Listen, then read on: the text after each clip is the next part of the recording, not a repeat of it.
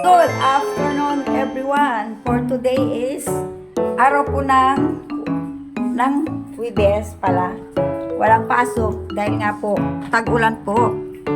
So, for today is magluluto po ako ng isda. Ang tawag po nila ay paksiw. Paksiw, yan. Nililinisan po namin mga mami. Ito po ang aking kapatid na maganda. Yan, masipag yan mga mami. Ito nga pala ang aking isasahog sa aking ulam na paksiw.